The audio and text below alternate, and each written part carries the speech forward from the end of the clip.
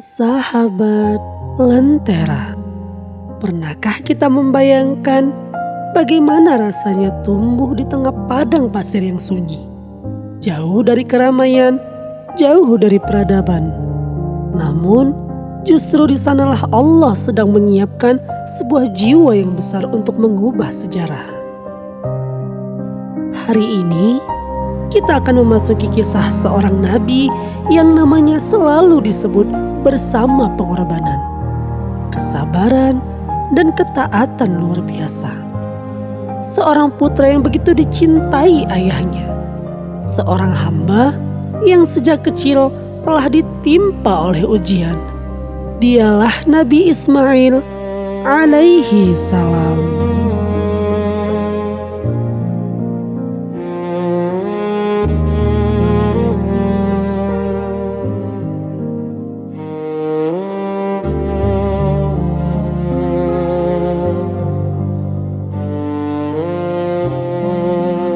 Nabi Ismail alaihi salam bukanlah nabi yang diutus kepada kaum besar dengan peradaban megah seperti kaum Nabi Nuh atau Nabi Lot. Ia tumbuh di lingkungan yang masih sederhana, di wilayah yang belum penuh dengan bangunan tinggi atau pasar-pasar ramai. Mekah saat itu hanyalah lembah sunyi, tempat orang-orang datang dan pergi. Namun, justru dari tempat yang sepi itulah Allah Subhanahu wa Ta'ala membangun fondasi tauhid untuk masa depan.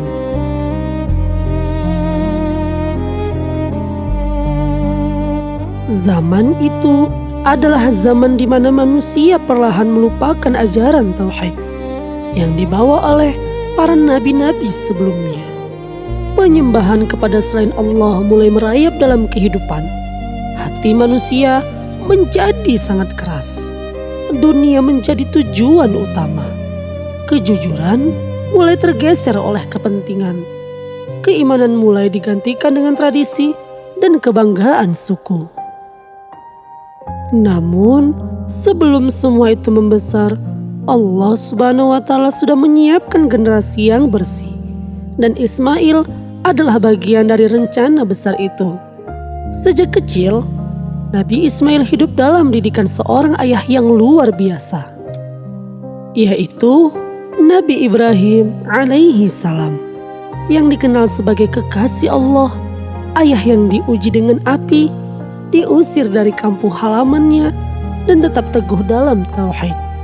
Dari sosok itulah Nabi Ismail belajar tentang ketaatan.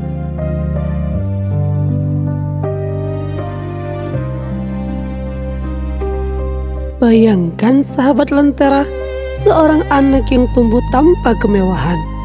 Ia hidup di padang pasir bersama ibunya, yaitu Siti Hajar, yang juga wanita luar biasa dalam kesabaran.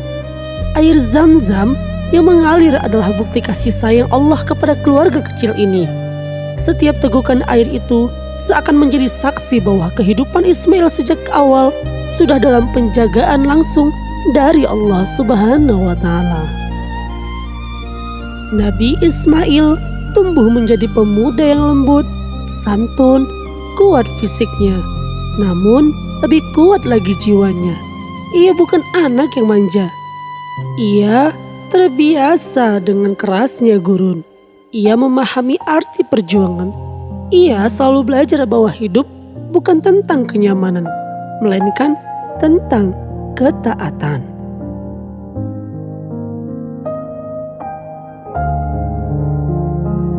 Kepribadiannya dikenal dengan jujur dan suka menepati janji. Ia memiliki hati yang bersih, tidak ada kesombongan dalam dirinya. Meski ia anak seorang nabi yang besar, tidak ada keluhan meski hidupnya sederhana. Dalam dirinya ada ketenangan yang tidak dimiliki oleh banyak orang.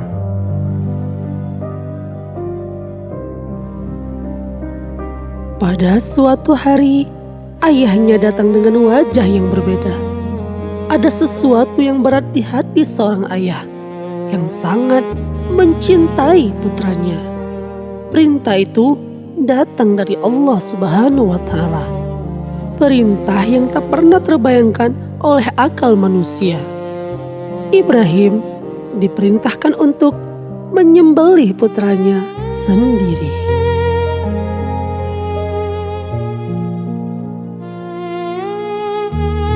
Bayangkan sahabat Lentera, seorang ayah menyampaikan mimpi yang adalah wahyu. Seorang anak mendengarkan dengan hati yang lapang. Tidak ada pemberontakan, tidak ada ketakutan yang berlebihan. Yang ada hanyalah kalimat penuh pasrahan kepada Allah Subhanahu wa Ta'ala.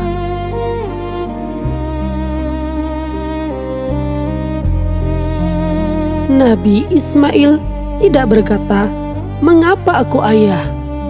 Ia tidak berkata, "Ini tidak adil ayah." Yang keluar dari lisannya adalah kesiapan untuk taat. Ia memahami sejak kecil bahwa hidupnya adalah milik Allah Subhanahu wa Ta'ala. Jika Allah meminta, maka tak ada yang lebih mulia selain menyerahkan diri sepenuhnya. Disitulah terlihat kematangan jiwanya. Sebelum ia diangkat menjadi seorang nabi, sebelum wahyu turun kepadanya secara langsung, ia sudah lulus dalam ujian pengorbanan. Ia sudah membuktikan bahwa cintanya kepada Allah lebih besar daripada cintanya kepada dunia, bahkan kepada nyawanya sendiri.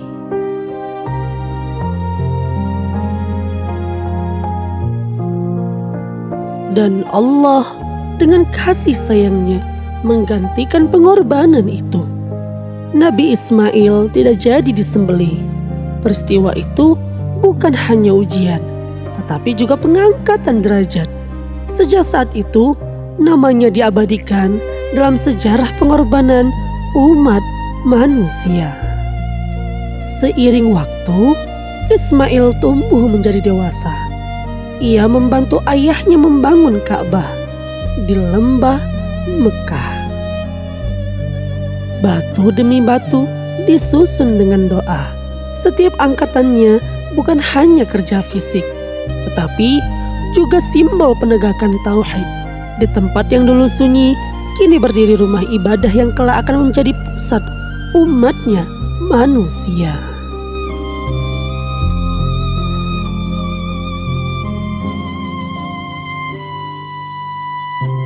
Setelah Nabi Ibrahim wafat, tanggung jawab besar pun berada di pundaknya Nabi Ismail alaihi salam. Di tengah masyarakat yang mulai berkembang di sekitar Mekah, di tengah interaksi suku-suku yang datang dan pergi, Allah memilihnya menjadi nabi dan rasul bagi kaumnya.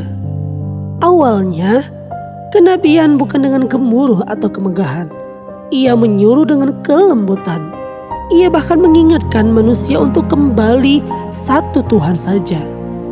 Ia mengajarkan sholat, ia mengajak kepada kebenaran, dan ia meluruskan penyimpangan yang mulai tumbuh.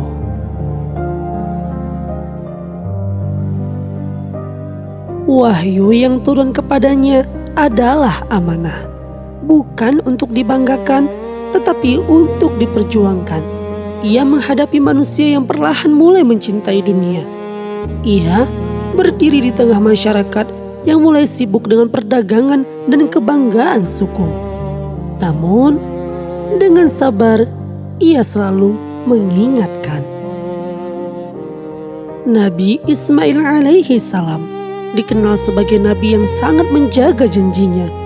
Tidak hanya kepada manusia, tetapi kepada Allah Subhanahu wa Ta'ala. Ucapannya selalu sejalan dengan perbuatannya. Ia tidak hanya berbicara tentang tauhid, tetapi hidup sepenuhnya dalam tauhid.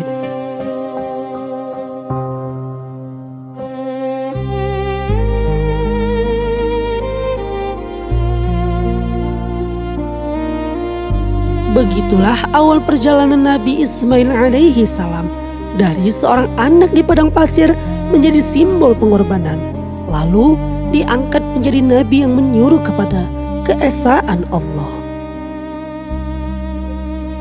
Malam itu, angin gurun berhembus pelan menyapu lembah Mekah. Langit penuh bintang menjadi saksi langkah seorang nabi yang berjalan dalam sunyi. Di dadanya ada amanah besar. Di lisannya ada sebuah kebenaran. Namun, di hadapannya ada manusia-manusia yang belum tentu siap menerima cahaya. Setelah diangkat menjadi nabi, Nabi Ismail tidak langsung berdiri di tengah keramaian untuk menyeru dengan suara lantang. Ia memulai dari lingkaran kecil, dari keluarga terdekat, dari orang-orang yang masih lembut hatinya.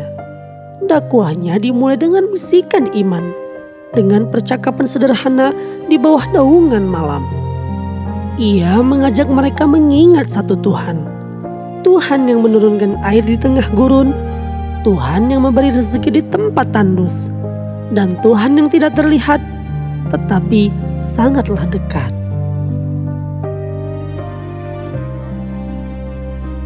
Sebagian mendengarkan dengan hati yang bergetar. Mereka melihat kejujuran di wajah Ismail. Mereka mengenal akhlaknya sejak lama. Ia bukan pemuda yang pernah berdusta. Ia bukan orang yang mengejar kedudukan. Seruannya terasa tulus. Namun, tidak semua hati selembut itu. Di pasar-pasar kecil yang mulai tumbuh di sekitar Ka'bah, bisikan lain mulai terdengar. Mereka berkata, "Tuh Ismail membawa ajaran baru. Ismail ingin mengubah tradisi leluhur kita. Ismail tuh merasa dirinya lebih benar dari nenek moyang kita."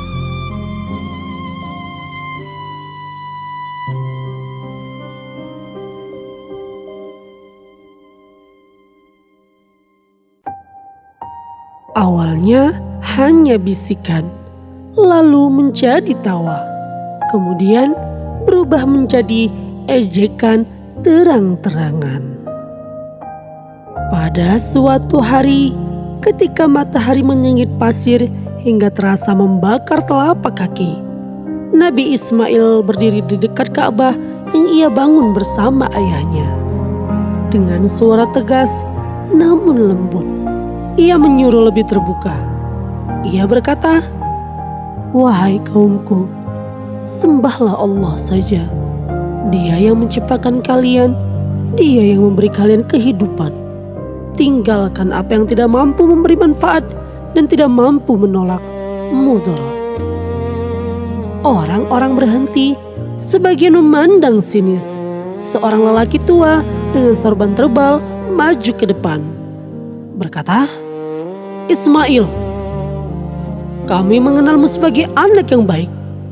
Mengapa sekarang engkau menyalahkan apa yang telah kami warisi turun-temurun?" Nabi Ismail menatapnya tanpa rasa marah. Ia berkata, "Aku tidak menyalahkan kalian. Aku hanya mengajak kalian kembali kepada yang lebih benar. Jika leluhur kita keliru, apakah kita akan tetap mengikutinya hanya karena itu tradisi?" Kerumunan mulai bergejolak. Ada yang tertawa keras. "Jadi, kau merasa lebih pintar dari nenek moyangmu?" Nabi Ismail membalas tanpa nada tinggi. "Bukan soal pintar atau tidak. Ini soal kebenaran. Tuhan kita hanya satu. Dia tidak butuh perantara. Dia tidak butuh patung." Kata patung itu membuat suasana berubah. Beberapa orang mulai tersinggung karena bagi mereka benda-benda itu simbol kebanggaan suku, identitas, dan harga diri.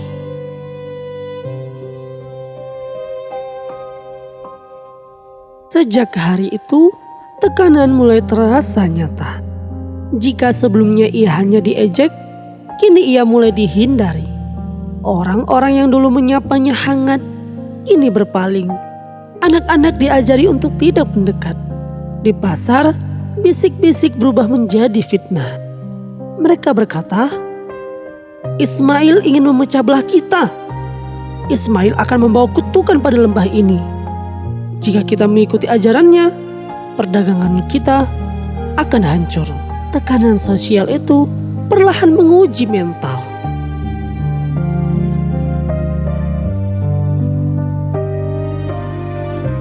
Tidak ada cambukan fisik, tidak ada rantai besi. Namun, pandangan sinis dan pengucilan kadang lebih menyakitkan dari luka di tubuh. Pada malam hari, Ismail sujud lebih lama. Ia berdoa dalam sunyi, bukan karena ragu, tetapi karena beratnya amanah. Ia manusia, ia merasakan sepi, ia merasakan sedih melihat kaumnya semakin menjauh.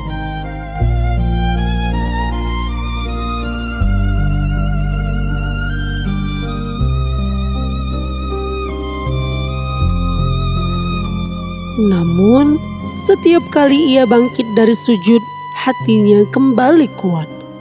Pada suatu sore, seorang pemuda mendatanginya secara sembunyi-sembunyi.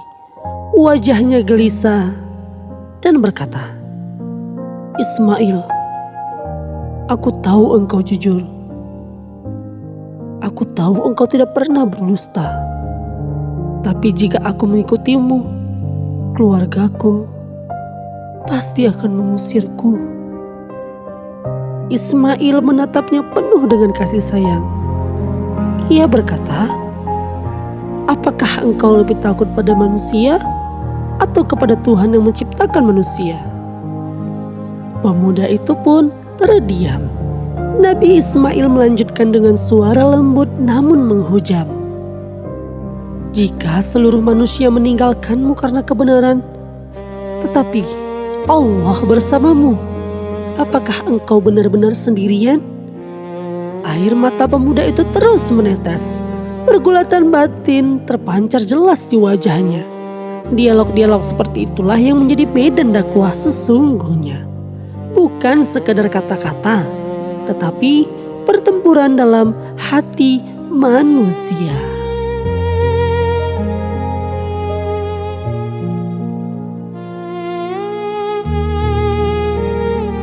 Namun, di sisi lain, para pemuka kaum mulai terancam. Mereka berkumpul di sebuah pertemuan tertutup. Wajah-wajah keras, rahang mengeras, suara ditekan namun penuh amarah.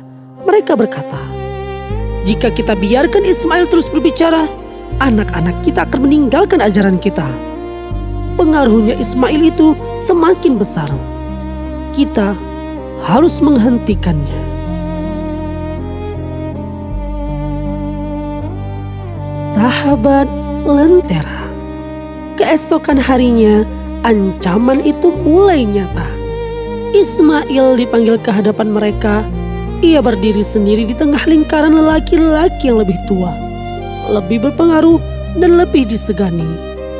Mereka berkata, "Wahai Ismail, hentikan seruanmu itu. Sembahlah Tuhanmu jika kau mau, tapi jangan pernah ganggu kepercayaan kami." Nabi Ismail menarik napas dalam. Ia berkata, "Aku tidak bisa menghentikan sesuatu yang diperintahkan Allah kepadaku. Jika begitu, bersiaplah menerima akibatnya." Suasana hening, angin gurun seakan berhenti berhembus. Ancaman itu tidak diucapkan panjang, tetapi maknanya sangat jelas. Pengucilan lebih keras, kanan lebih berat, mungkin sesuatu yang lebih dari sekadar ejekan. Namun Nabi Ismail tidak pernah mundur. Ia melangkah keluar dari lingkaran itu dengan kepala tegak. Tidak ada rasa gentar di matanya. Yang ada hanya sebuah keyakinan.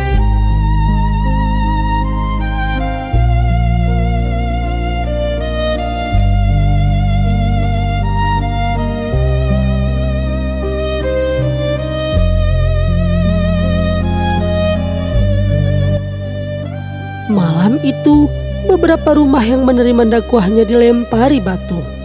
Beberapa orang yang beriman kepadanya dipermalukan di depan umum. Tekanan sosial berubah menjadi intimidasi nyata. Dan Nabi Ismail berdiri di antara kaumnya. Melihat perpecahan mulai muncul, hatinya sangat terluka. Tetapi imannya tak pernah goyah. Ia kembali menyeru dengan suara yang lebih dalam dan lebih menyentuh. Nabi Ismail berkata, "Wahai kaumku, aku tidak meminta harta dari kalian. Aku tidak meminta kedudukan. Aku hanya ingin kalian selamat. Mengapa kalian membalas nasihat dengan kebencian?" Sebagian wajah tampak goyah, namun ego lebih keras dari hati nurani mereka. Langit malam kembali menjadi saksi. Ujian ini belum selesai. Penolakan belum mencapai puncaknya. Ancaman baru saja dimulai. Pada malam itu, angin gurun bertiup lebih kencang dari biasanya. Langit Mekah tampak gelap, seolah ikut menahan napas. Api unggun di antara kemah-kemah berkelip kecil. Sementara hati manusia justru membara oleh kesombongan dan kelalaian. Di tengah suasana yang tampak tenang itu, badai besar sedang menunggu untuk pecah. Sahabat Lentera, inilah bagian paling mengguncang dari perjalanan Nabi Ismail alaihi salam. Bagian ketika ujian tidak lagi datang sebagai bisikan lembut, tetapi sebagai gelombang besar yang menguji keteguhan jiwa. Tahun-tahun telah berlalu. Sejak beliau diangkat menjadi nabi, dakwahnya terus mengalir seperti air Zam-Zam. Jernih, tenang, dan menyejukkan. Ia menyuruh manusia untuk kembali kepada satu Tuhan.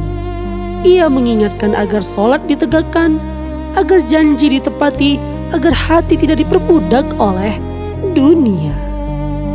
Namun, waktu menguji kesetiaan manusia.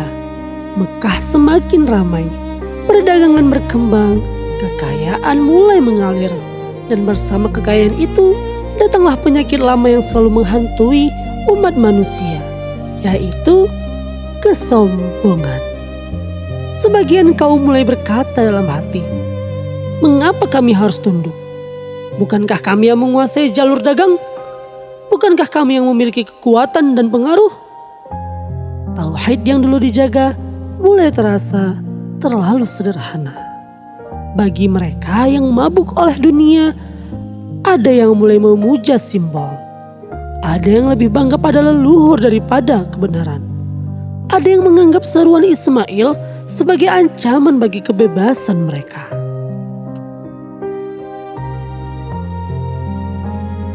Dan disitulah ujian paling berat dimulai. Bukan lagi tentang kesabaran pribadi, bukan lagi tentang menahan diri dari keluhan. Kini Ismail harus berdiri di hadapan kaumnya sendiri. Orang-orang yang ia kenal sejak kecil, orang-orang yang pernah makan bersama, berbagi tawa di lembah yang sama, namun kini menatapnya dengan curiga. Cemoohan mulai terdengar. "Kau terlalu keras dengan ajaranmu, Ismail. Kau ingin mengubah tradisi kami, Ismail. Agama ini menyulitkan perdagangan dan kebanggaan kami." Hati seorang nabi tentu terluka. Bukan karena dihina, tetapi karena melihat manusia yang ia cintai justru berjalan menuju kebinasaan. Ismail tidak membalas dengan kemarahan. Ia mengingatkan mereka bahwa dunia hanyalah persinggahan, bahwa kekayaan tidak akan menyelamatkan jiwa, bahwa yang akan berdiri bersama manusia di akhir nanti hanyalah amal dan keimanan.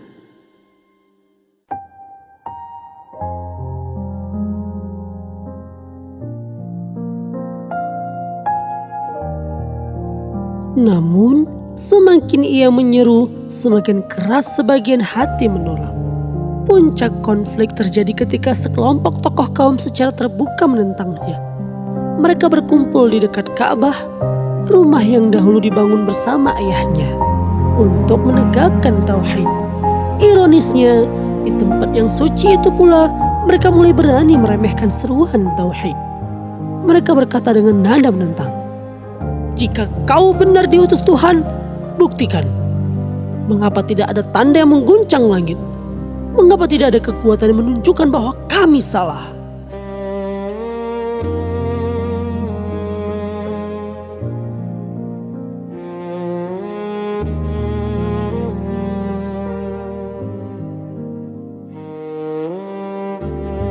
Pada malam itu, Ismail berdiri sendirian setelah pertemuan itu berakhir. Di hadapannya, Ka'bah berdiri kokoh. Di sekelilingnya, lembah yang dulu sunyi kini penuh bisikan kesombongan.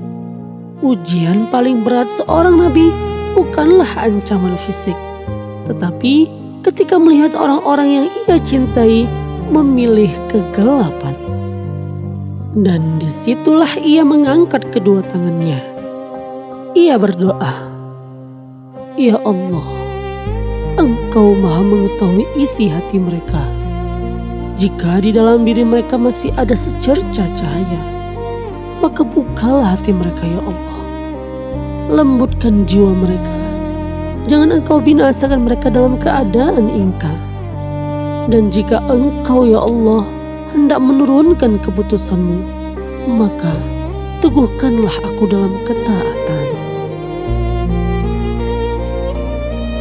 Doa itu naik ke langit bersama hembusan angin gurun. Hari-hari berikutnya terasa berat. Sebagian kaum semakin keras. Ada yang mulai mengancam dan ada juga yang ingin mengusirnya. Ada yang menghasut orang-orang agar menjauhi ajarannya. Namun pertolongan Allah tidak pernah terlambat.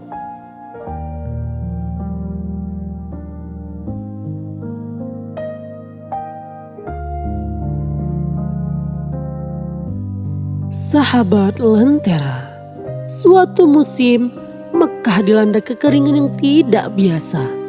Langit seakan menutup diri, tanah retak, perdagangan terganggu. Air semakin sulit. Kafilah-kafilah mulai menghindari jalur mereka. Orang-orang mulai gelisah. Mereka mencari solusi pada kekuatan mereka sendiri. Mereka mengandalkan harta dan pengaruh. Tetapi kekeringan itu tidak pernah surut. Dan di tengah kegelisahan itu, mereka melihat Nabi Ismail tetap tenang. Ia tetap sholat, ia tetap berdoa. Ia tetap menyeru kepada Allah Subhanahu wa Ta'ala. Akhirnya, sebagian dari mereka yang hatinya masih memiliki sisa cahaya datang kepadanya. "Apa yang harus kami lakukan ya Ismail?" Nabi Ismail menjawab, "Aku sudah memperingatkan kalian. Kembalilah kepada Tuhan, bersihkan hati kalian. Tinggalkan kesombongan, mintalah ampun kepada Allah Subhanahu wa Ta'ala."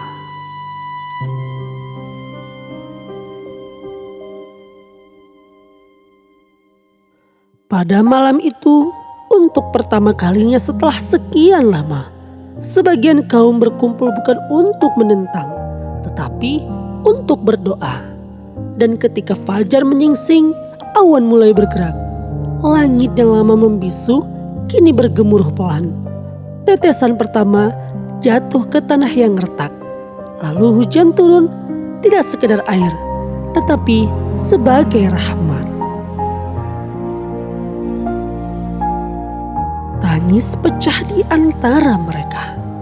Bukan hanya karena tanah kembali basah, tetapi karena hati mereka juga mulai luluh.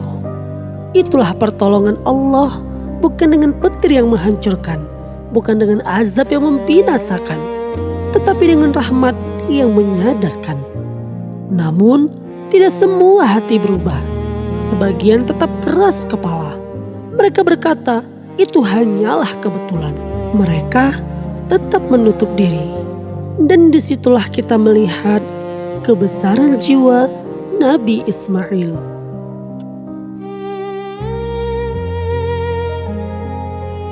Dan malam setelah hujan itu, ketika lembah kembali sejuk, Nabi Ismail berdiri memandang Ka'bah. Air masih menetes dari sudut-sudut batu.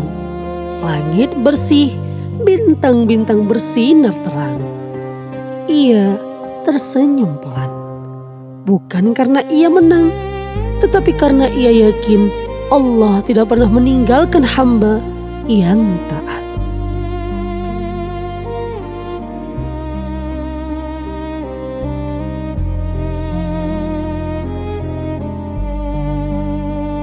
Waktu berjalan dan sejarah selalu memilih jalannya sendiri. Ka'bah Mekah yang dahulu menjadi saksi perdebatan, penolakan, dan doa-doa di tengah malam kini mulai menunjukkan hasilnya. Tidak semua hati kembali, tidak semua jiwa luluh oleh hujan rahmat yang pernah turun.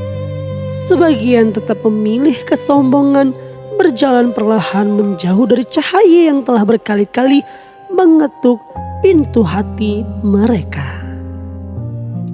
Sahabat Lentera, beginilah akhir kaum yang menolak kebenaran, bukan selalu dengan dentuman azab yang menggelegar, bukan selalu dengan kehancuran yang dramatis, tetapi seringkali dengan sesuatu yang lebih sunyi. Hati yang semakin keras, hidup yang semakin kosong, dan langkah yang semakin jauh dari petunjuk. Sebagian dari mereka akhirnya tersisih oleh waktu. Pengaruh mereka mulai memudar. Nama-nama yang dahulu begitu lantang menentang kini hilang ditelan generasi. Kekayaan yang mereka banggakan berpindah tangan. Kebanggaan suku yang mereka agungkan tak mampu menyelamatkan mereka dari kefanaan. Tidak ada yang abadi dari kesombongan. Sementara itu, orang-orang yang beriman yang dahulu mungkin jumlahnya sedikit, mungkin dianggap lemah, mungkin pernah direndahkan, justru menjadi pondasi bagi masa depan Mekah. Mereka menjaga sholat, mereka menjaga tauhid, mereka menurunkan nilai keimanan itu kepada anak-anak mereka. Mereka mungkin tidak terkenal, mereka mungkin tidak memiliki kekuasaan besar, tetapi di sisi Allah mereka sangatlah mulia. Begitulah sunnatullah dalam kehidupan, yang bertahan bukanlah yang paling keras suaranya, tetapi yang paling tulus imannya. Nabi Ismail alaihi salam menyaksikan semua itu dengan hati yang tenang. Ia tidak bersorak atas runtuhnya orang-orang yang menentangnya. Tidak ada dendam dalam dirinya. Ia hanya bersyukur bahwa Allah menjaga risalah tetap hidup di lembah itu. Usianya bertambah, rambutnya mulai memutih, langkahnya tidak lagi sekuat masa mudanya. Namun jiwanya tetap tegak seperti batu-batu Ka'bah yang pernah ia angkat bersama ayahnya, yaitu Nabi Ibrahim alaihi salam. Ia sering duduk memandang rumah suci itu, Ka'bah. Ka'bah bukan hanya bangunan, ia adalah simbol pengorbanan, simbol tauhid, dan simbol perjalanan hidupnya.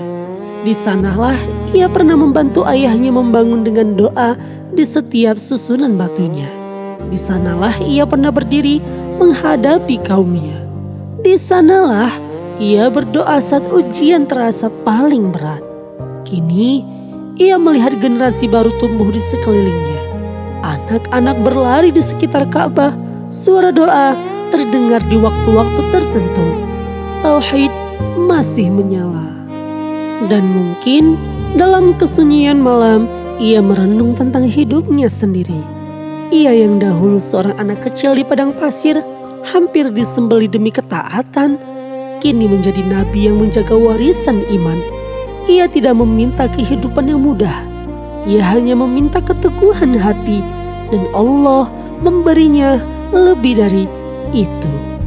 Allah memberinya kemuliaan yang abadi dalam sejarah. Refleksi hidupnya bukan tentang seberapa banyak orang yang mengikutinya, bukan tentang seberapa besar kekuasaan yang ia miliki, tetapi tentang satu hal sederhana. Apakah ia telah menyampaikan amanah dengan jujur? Dan jawabannya terpahat dalam sejarah. Sahabat Lentera, kisah ini bukan sekedar cerita masa lalu yang kita dengarkan lalu kita lupakan. Ini adalah sebuah cermin bagi zaman kita hari ini. Hari ini dunia kita mungkin tidak terbentuk tenda-tenda di padang pasir. Kita hidup di tengah gedung tinggi, teknologi canggih, dan informasi yang tak terbatas. Namun penyakit hati manusia tetap sama, yaitu kesombongan. Kesombongan masih ada. Kecintaan berlebihan pada dunia masih merajalela. Banyak yang lebih takut kehilangan harta daripada kehilangan iman. Banyak yang lebih sibuk menjaga citra daripada menjaga hati. Bukankah itu gambaran yang mirip? Kita mungkin tidak menolak Nabi secara langsung. Tetapi berapa kali kita menunda perintah Allah demi kenyamanan kita? Berapa kali kita tahu kebenaran namun memilih diam karena takut tidak diterima di lingkungan? Nabi Ismail mengajarkan bahwa keteguhan tidak lahir dari keramaian. Ia lahir dari keyakinan yang dalam. Ia menunjukkan bahwa menjadi sedikit bukan berarti kalah. Bahwa berdiri sendiri dalam kebenaran jauh lebih mulia daripada ramai dalam kesesatan. Dan mungkin pelajaran paling besar dari hidupnya adalah ujian bukan tanda Allah membenci, tetapi tanda Allah sedang mengangkat derajat. Bayangkan jika Ismail menolak perintah ayahnya dulu. Bayangkan jika ia memilih ketakutan daripada ketaatan. Sejarah akan berbeda. Tetapi karena ia memilih tunduk kepada Allah, namanya kini disebut dalam doa jutaan manusia setiap hari. Lalu bagaimana dengan kita? Kita mungkin tidak diuji dengan perintah penyembelihan. Kita mungkin tidak berdiri menghadapi satu kaum secara terbuka. Tetapi kita diuji dengan pilihan-pilihan kecil setiap harinya. Kejujuran atau kebohongan. Kesabaran atau amarah. Taat atau lalai. Setiap hari adalah lembaran kecil dari sejarah pribadi kita. Di akhir hayatnya, Nabi Ismail meninggalkan dunia dengan warisan yang jauh lebih besar dari sekedar keturunan. Ia meninggalkan warisan tauhid. Ia meninggalkan jejak kesabaran. Ia meninggalkan pelajaran tentang janji yang harus ditepati. Dan kini kisah itu sampai kepada kita. Pertanyaannya bukan lagi tentang bagaimana akhir kaum di masa lalu. Pertanyaannya adalah bagaimana akhir kita nanti. Apakah kita telah menjaga tauhid dalam hati kita? Apakah kita telah menepati janji kita kepada Allah? Apakah kita telah berdiri teguh meski dunia menggoda kita? Sahabat Lentera, mungkin setelah kisah ini selesai, layar akan gelap, suara akan berhenti. Tetapi semoga ada satu hal yang tidak berhenti, perenungan di dalam hati kita. Karena kisah Nabi Ismail bukan hanya tentang masa lalu. Ia adalah undangan lembut untuk melihat ke dalam diri kita sendiri. Wassalamualaikum warahmatullahi wabarakatuh.